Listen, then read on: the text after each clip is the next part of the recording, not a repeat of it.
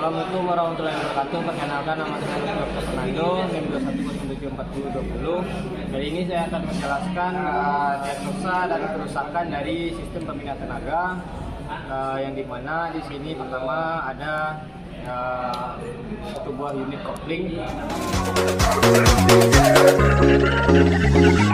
Papan YT Selebew.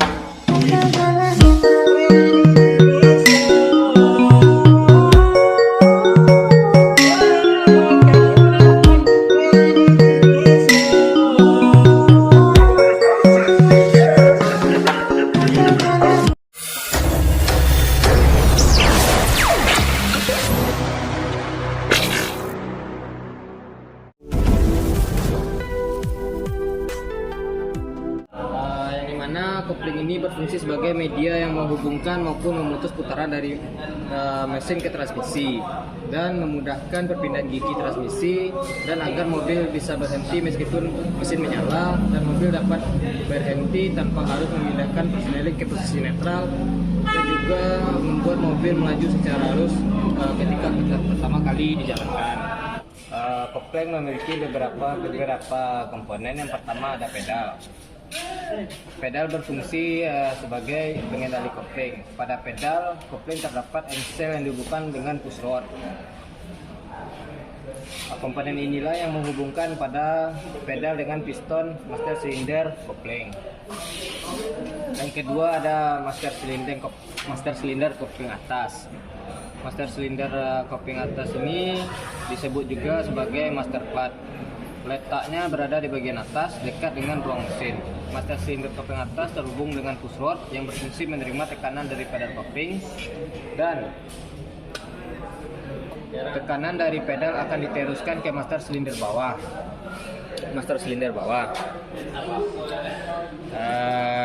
Atau power clutch menggunakan cairan khusus. Nah, master silinder bawah ini atau power clutch, komponen ini berfungsi untuk menerima tekanan dari master clutch atau master silinder atas, kemudian disalurkan ke release fork. Proses penyaluran ini menyalurkan fluida khusus. Selanjutnya ada release fork atau garpu pembebas. Berfungsi sebagai pengubah tenaga mekanis dari aktuator silinder. Kemudian tenaga tersebut diteruskan ke release bearing. Komponen selanjutnya ada release bearing. Tekanan dari garpu pembebas atau aktuator silinder akan disalurkan oleh release bearing untuk menekan pegas diafragma. Bentuk release bearing ini seperti cincin tebal sehingga dapat menghubungkan garpu pembebas langsung sekaligus dengan pegas diafragma. Selanjutnya ada tutup kopling. Tutup kopling berfungsi sebagai tutup kopling. Tutup kopling ikut berputar saat flywheel berputar karena letaknya menyelimuti kampas kopling yang terhubung langsung dengan flywheel. Ketika pedal gas diinjak, pegas diafragma dalam tutup kopling juga menekan plat penekan. Sebaliknya, ketika dilepas, maka pegas diafragma juga melepas menarik plat penekan. Selanjutnya ada plat kopling yang terdapat di dalam tutup kopling ini. Plat kopling berfungsi sebagai menerima putaran mesin untuk diteruskan ke transmisi. Setelah tadi mengetahui fungsi dan komponen-komponen kopling, selanjutnya kita akan mencari tahu apa-apa saja gangguan yang terdapat pada sistem kopling ini. Gangguan yang pertama yang biasa terjadi pada sistem kopling adalah sulit atau tidak mau pindah. Biasanya gerak bebas pedal terlalu berlebihan. Untuk cara mengatasinya, setel gerak bebas pedal biasanya standarnya 5 sampai 15 mm. Penyebab yang kedua, terdapat udara dalam sistem kopling. Untuk cara mengatasinya, kita bisa melakukan dengan nama membuang udara pada sistem kopling. Penyebab yang ketiga itu kerusakan silinder pembebas kopling. Cara mengatasinya itu perbaiki silinder pembebas. Yang keempat, kerusakan master silinder kopling. Cara mengatasinya perbaiki master silinder.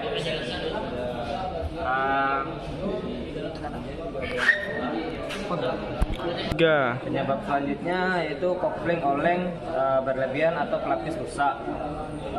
Bisa cara mengatasinya bisa dengan melakukan pergantian pada plat kopling. Penyebab selanjutnya yaitu alur poros input atau plat kopling kotor. Dengan cara mengatasinya bisa dengan cara diperbaiki. Penyebab selanjutnya alat penekan kopling rusak. Cara mengatasinya itu ganti tutup kopling.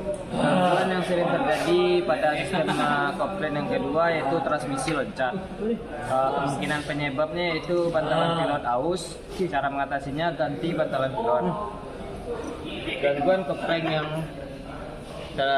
sering terjadi pada sistem kopling yaitu kopling slip. Penyebabnya itu gerak bebas pedal kopling kurang. Cara mengatasinya setel gerak bebas pedal.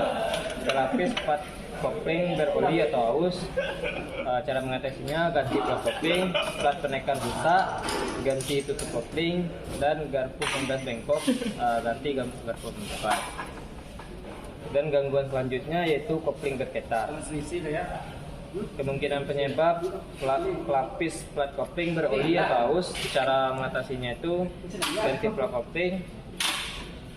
Penyebab kedua, plat penekan rusak, ganti tutup kopling, pegas diafragma bengkok, ganti tutup kopling, dudukkan mesin kendor, perbaiki sepenuhnya. Gangguan yang kelima yaitu pedal kopling ringan. Kemungkinan penyebabnya terdapat udara di dalam saluran kopling. Cara mengatasinya yaitu buang udara sistem kopling. Penyebab yang kedua, silinder pembebas kopling rusak. Cara mengatasinya perbaiki silinder pembebas. Kemungkinan penyebab yang ketiga, master silinder kopling rusak. Perbaiki master silinder. Gangguan yang sering terjadi selanjutnya, kopling terlalu berisik. Kemungkinan penyebabnya itu ada bagian yang kendor di dalam rumah kopling. Cara mengatasinya bisa dengan cara diperbaiki. Selanjutnya bantalan pembebas aus atau kotor. Cara mengatasinya itu harus diganti dan tidak bisa diperbaiki. Bantalan plot kopling aus. Dan cara mengatasinya harus diganti, dan garpu pembebas atau link KG macet, dan itu bisa dilakukan perbaikan. Itulah tadi beberapa gejala dan gangguan yang terjadi pada sistem kopling yang bisa saya sebutkan dan cara mengatasinya. Selanjutnya saya akan menjelaskan diagnosa kerusakan dari sistem transmisi manual, di mana transmisi manual terbagi ada 3 tipe. Yang pertama ada transmisi manual 4 speed, 5 speed, dan turn axle. Komponen-komponen dari sistem transmisi manual. Yang pertama ada poros input. Poros input berfungsi sebagai untuk memutar gigi pada gearbox. Yang selanjutnya ada gear transmisi.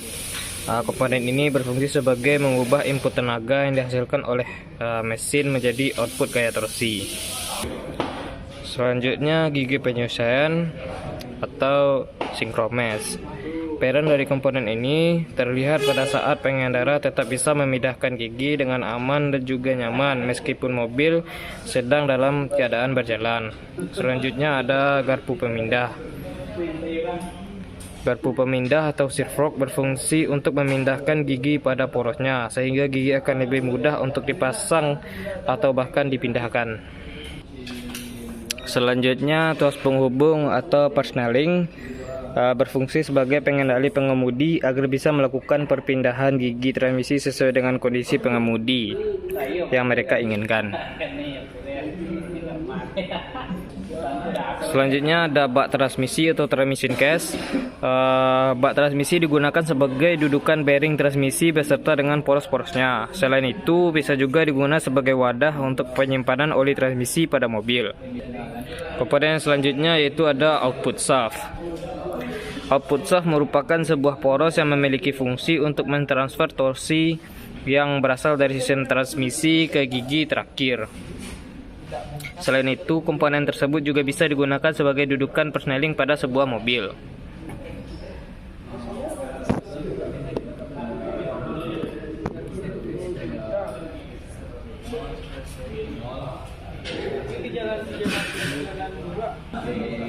Selanjutnya di situ ada bantalan atau bearing. Komponen ini berfungsi untuk mengurangi gesekan yang terjadi antara permukaan komponen yang berputar di dalam sistem transmisi. Selanjutnya di dalam sana ada yang namanya dengan counter gear. Counter gear digunakan untuk menghasilkan torsi dari gigi input menuju gigi percepatan. Selanjutnya ada reverse gear atau gigi mundur. Komponen ini berguna untuk mengubah arah putaran output shaft. Hal inilah yang membuat mobil kita bisa berjalan mundur ketika menggerakkan tuas persneling ke arah reverse gear. Selanjutnya ada hub sleeve. Hub sleeve berfungsi sebagai pengunci penyesuaian gigi percepatan. Dengan adanya komponen ini maka dapat membuat output shaft menjadi bisa berputar dan juga berhenti. Gangguan atau kerusakan yang sering terjadi pada sistem transmisi manual itu gangguan yang pertama, sulit atau tidak dapat masuk gigi. Bisa kemungkinan penyebabnya alur pada poros input kotor atau rusak, atau cara mengatasinya bisa dengan memperbaikinya. Penyebab yang kedua ada transmisinya rusak. Cara mengatasinya yaitu bongkar dan periksa transmisi. Gangguan yang kedua itu gigi transmisi loncat. Kemungkinan kerusakannya itu yaitu ada kerusakan pada sistem transmisi. Cara mengatasinya bongkar dan periksa transmisi.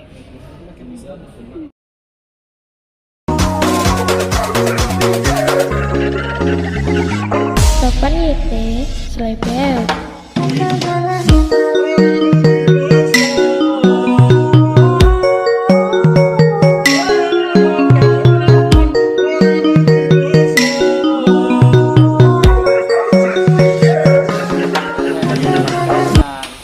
Kerusakan dan cara mengatasi dari transmisi otomatis. Yang pertama kita mengenali dulu komponen-komponen dari transmisi otomatis. Komponen-komponen dari transmisi otomatis terbagi dari tiga utama. Yang pertama ada torque converter. Torque converter dipasang pada sisi input stop transmisi dan diikat dengan baut terhadap bagian belakang poros tengkol mesin melalui drift plate. Fungsi torque converter adalah untuk memperbesar momen dan sebagai kopling otomatis, dan meredam getaran perpindahan daya, dan sebagai flywheel dan menggerakkan pompa oli. Selanjutnya ada planetary gear unit. Planetary gear unit terdiri dari planetary gear yang merubah besarnya putaran, kopling dan rem yang dioperasikan oleh tekanan hidrolik untuk mengendalikan operasi planetary gear, poros-poros untuk meneruskan tenaga mesin, dan bearing untuk memperhalus putaran setiap poros. Planetary gear unit memiliki beberapa fungsi. Yang pertama, merubah perbandingan gigi untuk merubah momen dan kecepatan. Yang kedua, memungkinkan gerakan mundur. Yang ketiga, memungkinkan gigi netral. Komponen yang ketiga yaitu hydraulic control unit. Hydraulic control unit sistem terdiri dari oil pan yang berfungsi sebagai reservoir fluida, pompa oli yang membangkitkan tekanan hidrolik, katup-katup yang mempunyai berbagai fungsi, dan pipa-pipa saluran fluida yang mengalirkan minyak transmisi ke kopling. Rem dan bagian-bagian lain pada hydraulic control system. Sebagian besar kastruk hydraulic control system diletakkan pada valve body assembly yang berada di bawah planetary gear. Selanjutnya, fungsi hydraulic control system memiliki beberapa fungsi, yaitu mengalirkan minyak transmisi ke torque converter, mengatur tekanan hidrolik yang dihasilkan oleh pompa oli, merubah beban mesin, kecepatan kendaraan menjadi hidrolik signal, memberikan tekanan hidrolik ke kopling dan rem untuk mengatur operasi planetary gear, delumasi bagian-bagian transmisi dengan minyak, mendinginkan torque converter dengan transmisi dengan minyak. Selanjutnya kita akan mencari tahu diagnosa kerusakan sistem transmisi otomatis. Gejala kerusakan yang biasa terjadi pada sistem transmisi otomatis, yang pertama adalah fluida kotor atau tercium bau terbakar. Biasanya disebabkan oleh fluida tercemar, torque converter rusak, transmisi rusak. Cara mengatasinya yaitu ganti fluida, ganti torque converter, bongkar dan periksa transmisi bila ada yang rusak, ganti komponen.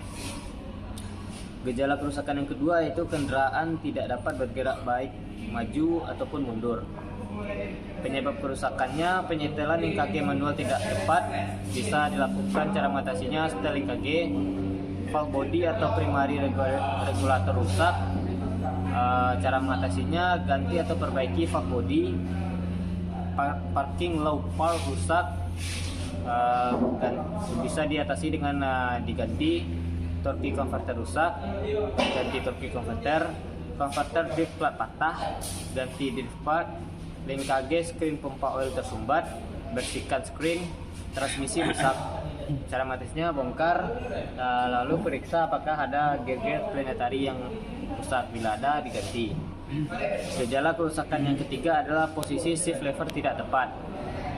Penyebab kerusakannya itu penyetelan link KG manual tidak tepat, bisa dengan cara di-setel link KG, valve dan lever manual rusak, ganti atau perbaiki valve body, transmisi rusak, bisa dengan cara dibongkar dan diperiksa. Ada beberapa banyak diagnosa kerusakan dari sistem otomatis yang tidak bisa disebutkan. Jadi lihat di video yang di dalam tabel adalah bentuk dari kerusakan dari sistem otomatis.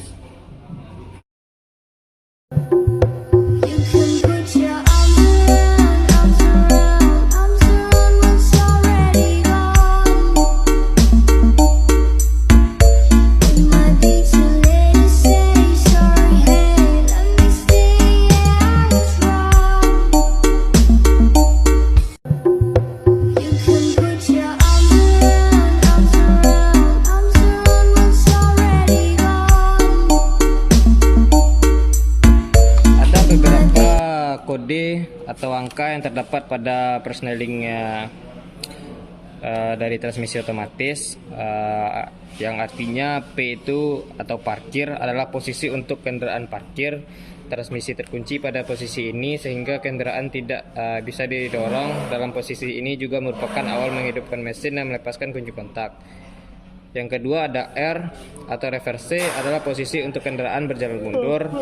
Yang ketiga ada netral, adalah posisi gear netral, hubungan mesin dengan roda dalam kendaraan keadaan bebas, artinya roda tidak digerakkan lagi oleh gear. Yang keempat ada D atau drift, adalah posisi untuk berjalan maju pada kondisi normal, posisinya menjadi titik awal untuk mengendarai mobil matic.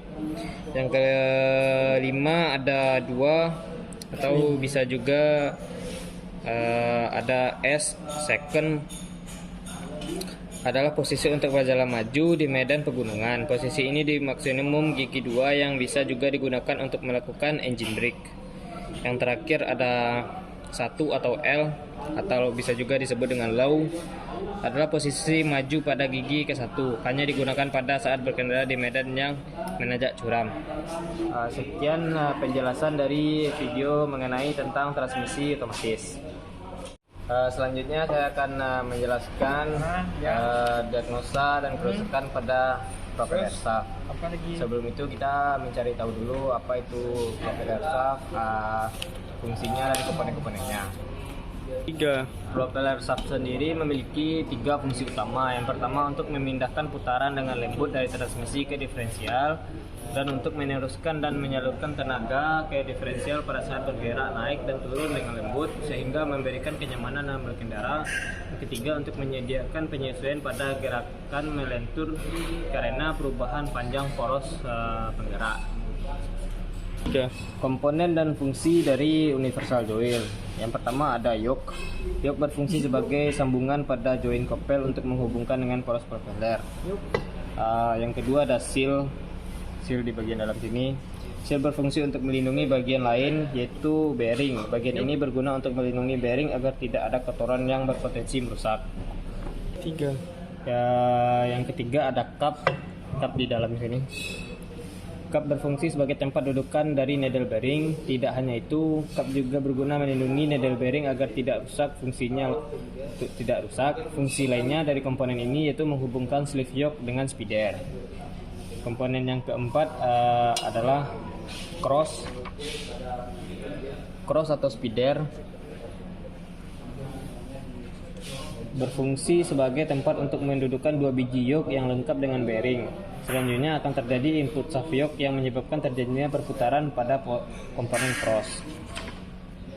Yang terakhir adalah needle bearing yang berada di dalam cup sini. Needle bearing berfungsi untuk memperlancar gerakan dari joint kopel. Di sisi lain, needle bearing juga akan memperlembut gerakan. 3. Selanjutnya, diagnosa kerusakan dari propeller shaft. Yang pertama, gejala kerusakannya itu muncul bunyi dan noise saat mobil bergerak maju atau mundur. Kemungkinan kerusakan alur slave yoke aus, pantalan speeder aus atau macet.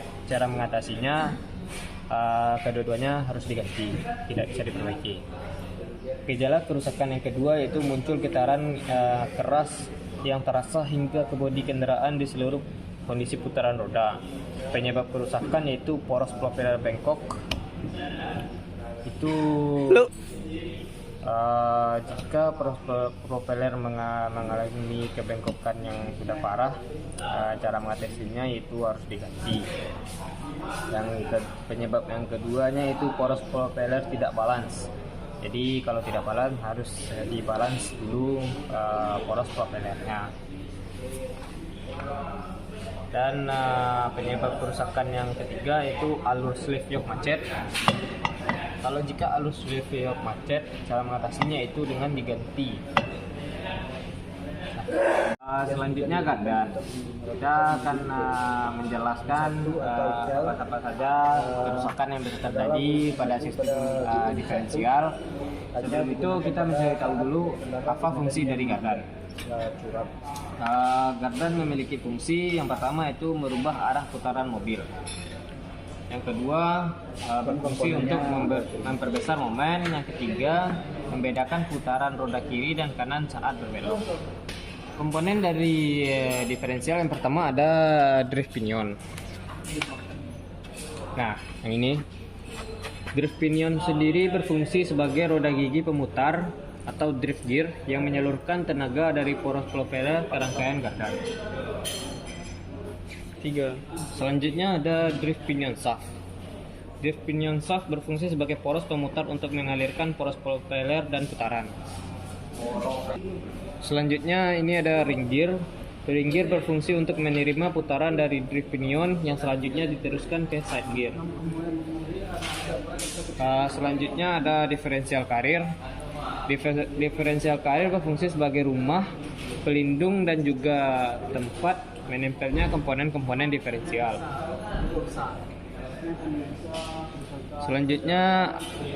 Selanjutnya ada drive pinion gear. Drive pinion gear bentuknya menyerupai side gear namun lebih kecil sedikit. Letaknya yang menempel pada kedua side gear, berfungsi untuk mengatur putaran side gear kanan dan kiri sesuai dengan kondisi kendaraan. 3. Selanjutnya ada side gear. Side gear atau gigi samping yang ada pada diferensial sebanyak 2 buah. Komponen inilah yang meneruskan putaran ke roda melalui poros axle shaft. Selanjutnya ada adjuster nut. Bearing adjuster nut adalah bearing yang berbentuk plat bulat dan berlubang. Bearing ini berbeda dengan bearing-bearing yang biasa, yang mana bearing adjuster nut digunakan untuk menyetel jarak titik temu antara drive pinion dengan ring gear, atau yang bisa juga dinamakan dengan black glass. 3. Selanjutnya di sini ada bearing cup. Bearing cup berfungsi untuk mengikat differential case. 3. Setelah mengetahui dari fungsi dari diferensial dan fungsi dari beberapa komponen diferensial, sekarang kita akan mencari tahu apa saja gejala kerusakan yang ada pada diferensial unit.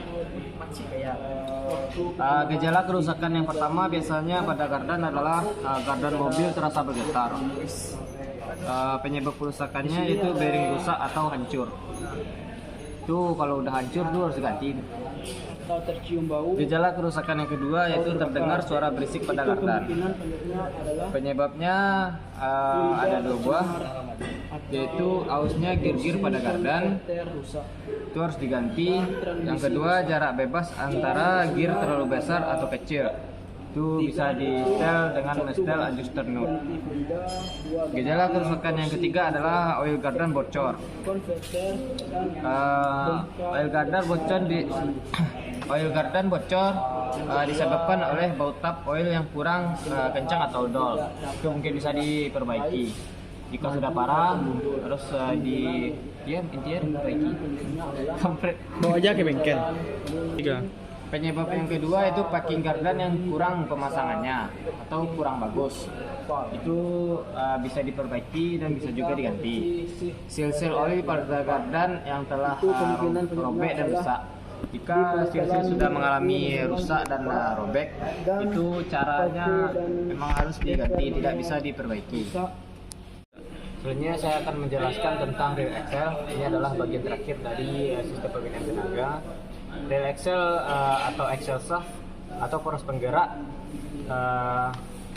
roda adalah salah satu komponen sistem pemindai tenaga, merupakan poros penggerak roda-roda di mana roda dipasang pada axle shaft sehingga beban roda ditumpu oleh axle shaft.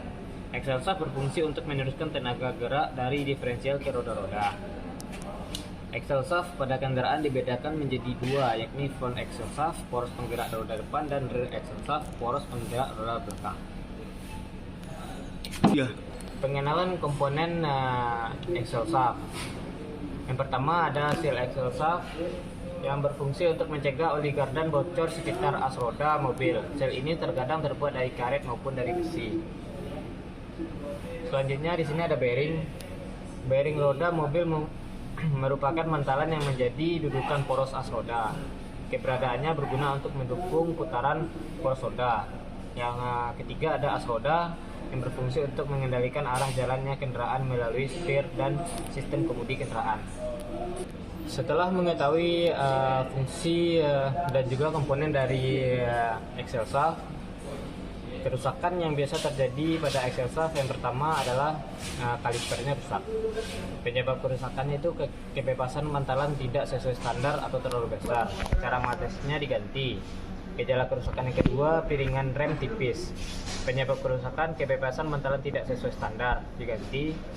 Gejala kerusakan yang ketiga, outboard joint tidak bisa bergerak. Tidak ada kebebasan dalam outboard joint. Cara mengatasinya bisa diperbaiki dan juga bisa diganti. Gejala kerusakan yang keempat, inboard joint serat. Penyebab kerusakannya tidak meluncur dengan lembut dalam arah aksial. Cara mengatasinya perbaiki dan juga bisa diganti.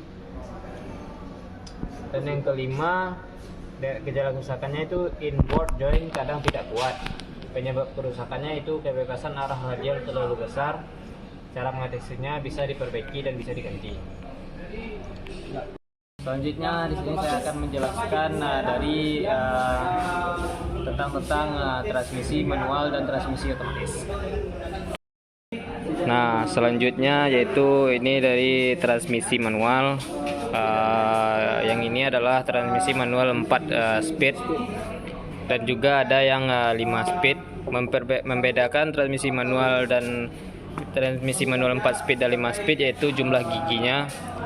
Jika transmisi 4 speed maka gearnya cuma sampai gear 4. Jika transmisinya 5 speed gearnya sampai gigi 5. Dan pembedanya selanjutnya yaitu garpu bentuk dari garpu pemindahnya yang berbeda.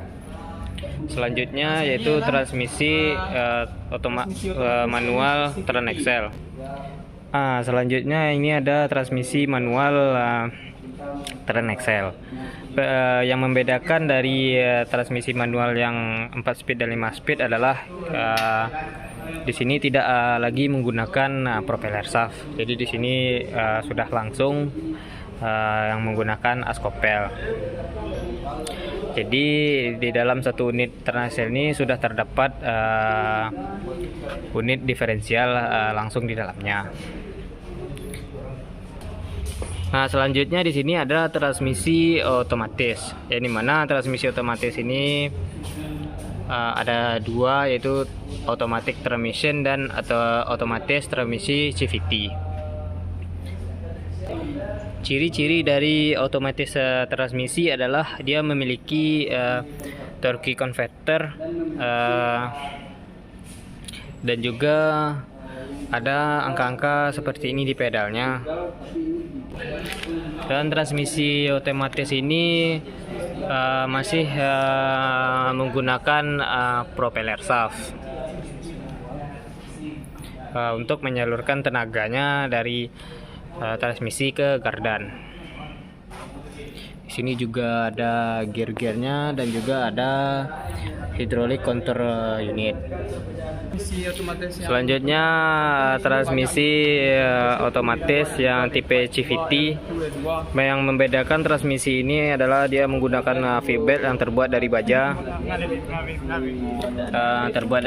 dan di sini juga tidak menggunakan propeller lagi untuk menyalurkan tenaganya karena unit gardan sudah terdapat langsung di dalam sistem dari transmisi CVT. Dan transmisi ini juga tidak memiliki torque converter yang dimiliki oleh transmisi otomatis sebelumnya. Di sini tidak memiliki torque converter lagi. Dan inilah bentuk dari V-belt CVT yang membedakannya, yang menjadi pembeda utama dari transmisi otomatis biasa dan menjadi pembeda utama dari transmisi otomatis biasa dan transmisi CVT. Dan yang membuat dia sama dengan dan ada persamaan dengan transmisi otomatis, yaitu dia juga menggunakan hydraulic control unit yang juga dipakai pada transmisi otomatis. Seperti inilah bentuknya. Jadi kesimpulan yang dapat diambil dari sistem pemindah tenaga yaitu kopling adalah suatu mekanisme yang dirancang mampu menghubungkan dan melepaskan atau memutuskan perpindahan tenaga dari satu benda yang berputar ke benda lainnya. Transmisi adalah sistem yang berfungsi untuk konversi torsi dan kecepatan dari mesin menjadi torsi dan kecepatan yang berbeda-beda untuk diteruskan ke penggerak akhir. Konversi ini mengubah kecepatan putar yang tinggi menjadi lebih rendah tetapi lebih bertenaga atau sebaliknya. Propeller shaft adalah salah satu komponen penting yang terdapat pada kendaraan. Komponen ini memiliki fungsi utama meneruskan putaran dari transmisi menuju gardan. Selanjutnya ada gardan atau diferensial adalah suatu piranti yang berfungsi memberikan perbedaan putaran antara kedua roda. Dalam hal ini roda belakang. Yang terakhir ada axle shaft atau poros penggerak roda adalah poros pemutar roda-roda bergerak yang berfungsi meneruskan tenaga gerak dari diferensial ke roda. Sekian dari saya. Assalamualaikum warahmatullahi wabarakatuh.